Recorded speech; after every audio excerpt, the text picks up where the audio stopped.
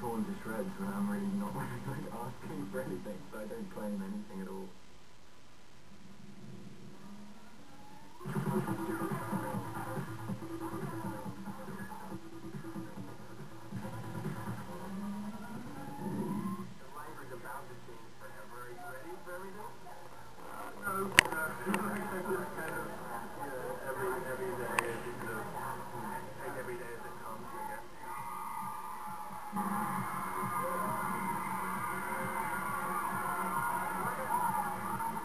Robert Pattinson never saw fame coming.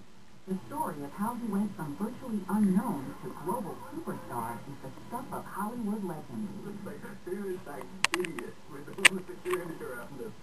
It's like I paid him just to attract attention to myself. But, no, it is really funny. It's like, the whole thing seems completely ridiculous sometimes. But is this heartthrob truly humble? Or is it all just a cleverly orchestrated public persona? No, es Does he imposible. really shy away from fame? Or does he deliberately fuel the frenzy? How does Rob deal with all the hysteria that surrounds his every move? I honest to God don't know. I think I would go absolutely insane. And maybe he's a little crazy to start with, so it just kind of works for him. All my friends who are teenage girls are doing my head in about him at the moment. Sorry, Rob, but it's really starting to annoy me now. I think the impact on Rob Pattinson was insanity. I don't think he was prepared for it at all. He kind of looks like he was caught off guard, like he had no idea he was going to be this idol. What's going through your mind right now? My mind is elsewhere. My mind is like blocked away. My body is here, but I know. I can't. If my mind was here, I'd literally probably be crossed out right now. There's a real dichotomy when you look at Robert Pattinson. He'll show up in a carpet, sign autographs for fans, he can pose for pictures, he's a movie star. But once he gets in front of a microphone, he switches it up a little bit. It's a little bit different audience that he's trying to connect with. So there's two different sides to him, but he knows exactly what he's doing. You don't have to be sure of yourself, come on. I'm not. I know it all. I never have been. These are a lot of actors that are just, I think, uncomfortable with talking. When you're mingling with your fans, those are people that love you. You're not being judged when you have a microphone in your face. The big question about Robert is, did it really come as a surprise to him, or was this his ultimate goal? No one knew. Not even the producers knew when we were doing it. No one was saying that this was going to be the biggest movie of the year, blah, blah, blah. Did Robert Pattinson really believe that Twilight was not going to be a big hit? I mean, the book was a bestseller in the New York Times. It was translated to 37 languages. You have to know going into it that it's going to be a big hit. It's still saying because Rob and most of the Twilight cast and crew had no idea this was going to be a huge deal. I mean, we've seen lots of really successful books not translate well into film. I hope it translates. I mean, the book sold like 59 million copies or whatever, so if everyone goes to see the film, it'll be fantastic.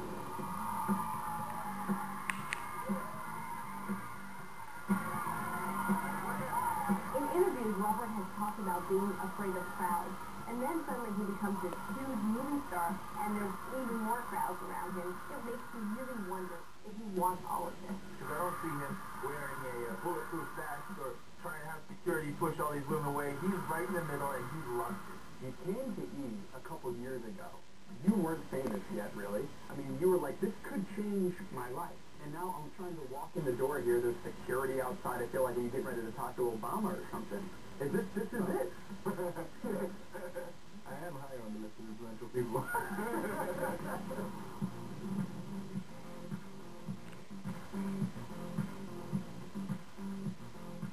The only way people can find you is if you go to the wrong places. I mean, if you know, if you're in LA, if you go and hang out in Hollywood, you're going to get people following you around. But if you don't, then, those people won't. So the majority of people have paparazzi following them all the time. They probably want it. Are you enjoying success as well? I mean, if you fear the media spotlight, you don't hang out with Katy Perry. You know that the paparazzi is going to find you and they're going to put you on their show the next day. I don't think it's a fair thing to say that, oh, look, he's out with Katy Perry, he's seeking attention. He should have a right to go out with her for one night. Get us some slack. With all of the attention and all the paparazzi following you, how do you manage to get anything normal done? Like an everyday life? I never do anything normal anyway. I just get other people to do it now. When Robert said he now gets people to do stuff for him, he was the guy who was supposed to be humble, and now he's telling us that he has staff. I just get other people to do it now. That was something that came out that showed that you can be a little egotistical, like, hey, I might not be the most humble guy that I appear to be because I have people to do everything for me. I don't think it necessarily shatters that mystique if he's a humble guy. It might be kind of hard if you're Ron Pattinson to go get your dry cleaning.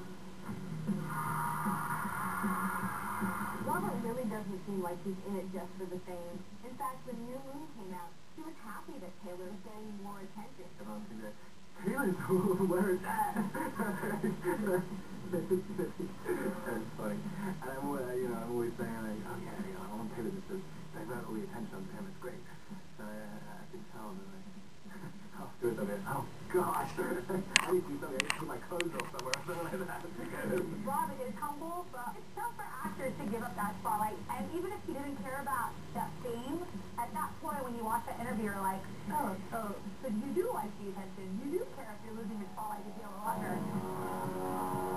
Whether you believe it or not, the humble persona is really working for Robert. This is a guy who a few years ago, no one knew his name. And suddenly now he's presenting at the biggest night in Hollywood. And the producer called and said, we want you to present the Academy Awards. Yeah. You said? I said, yeah, of course. Yeah, I mean, I thought it was some kind of joke before, but I seem to be here now, so I think it's no longer a joke. When you're at the Academy Awards and you really only have a handful of credits and you're not there because your film is nominated or any of your cast members are, it's got to be an overwhelming experience. I did a rehearsal and messed it up like catastrophically, so I'm probably going to do that again. I'm probably going to be like the massive letdown of this episode. Whatever Robert's true feelings, there's no escaping his enormous fame. I'd like to, they're making money out of it, and so they're like, no, I can stand you, and if you don't let me take the shot, then I'm not going to let you shoot the scene, and so it's just, oh man. But how can he be taken seriously as an actor when his talent is overshadowed by the hype?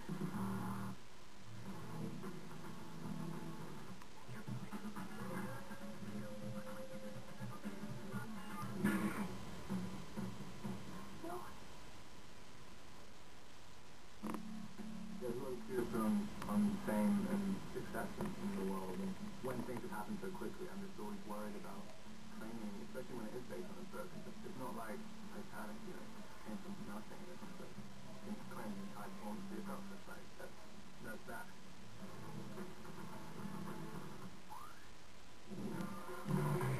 Playing Edward Cullen turned Robert Pattinson into an overnight sensation. But when it comes to pursuing an acting career, the fan frenzy can be both a blessing and a curse. Does Pattinson himself buy into the heartthrob hype that suddenly surrounds him? Or is he really a serious artist?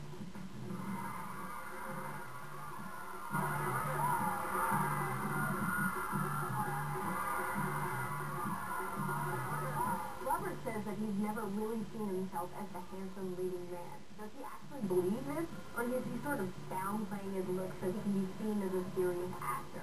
I always regret watching everything I do. As soon as you watch one second, you're like, why isn't Brando there? You're like, why am I there? I actually represent a lot of really handsome men, and it's always funny to me because usually it's the best looking ones are, I think, more insecure. It's not so far-fetched to think that Robert's insecure about his looks. Even Twilight fans didn't think he was handsome enough to play Edward Cullen at first. When I got cast, within a week, there was a petition on the internet, and they had a picture of me from this Viking movie I did, saying like, this is Edward Cullen, and we have to stop this. And there were 75,000 signatures on this online petition, which they then summit. 75,000.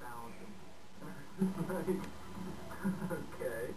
There's this guy who's kind of scruffy looking, dorky, with big eyebrows. Like, this is not the guy that, Twilight readers had imagined to be Edward Cullen. But once the film came out, he proved that he could take on this role and really make it his own. And you know what? Watching the film, you do kind of fall in love with him. When I first got cast, he was like a bomb. That's disgusting, so scruffy. His chest hair. and then the months go on, and they're like, he's so cool because he's so scruffy, and I love his chest. It's so funny, like, people just are so fickle.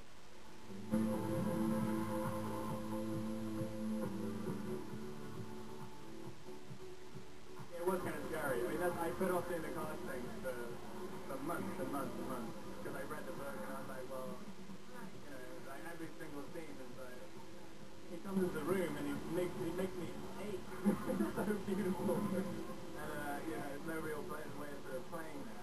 If Robert is really this tortured, insecure artist, why is he going into this audition, making out with Kristen Stewart, taking off his shirt?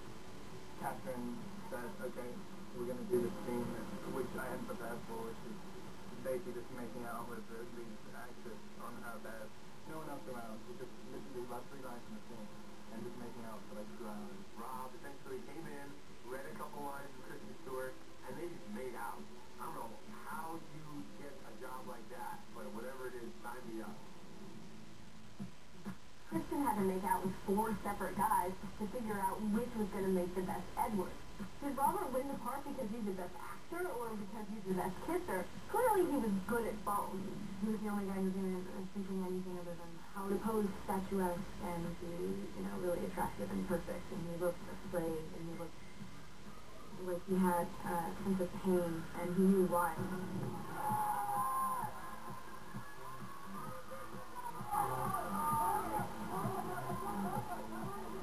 Never ever seen in public other than the work-related stuff, and then these stories still come out, so you just got to be like, I mean, you sort of see them, you know, there's so many stories that come out, and then they just gain momentum, and you've got to be like, where is this coming from, how is this happening, like, it's like, where is the proof?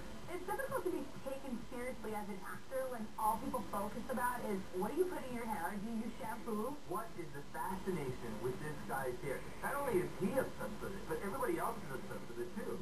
How can you know how he can, in an interview when there's people screaming all around him, how he can put his hands through his hair and just make it look good? It's become this kind of talked about thing, you know, now. I don't know, are you cool with that? Is that strange for you?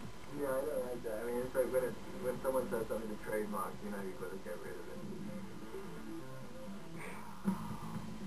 The only thing that people talk about more than Robert's hair is his relationship with Kristen Stewart.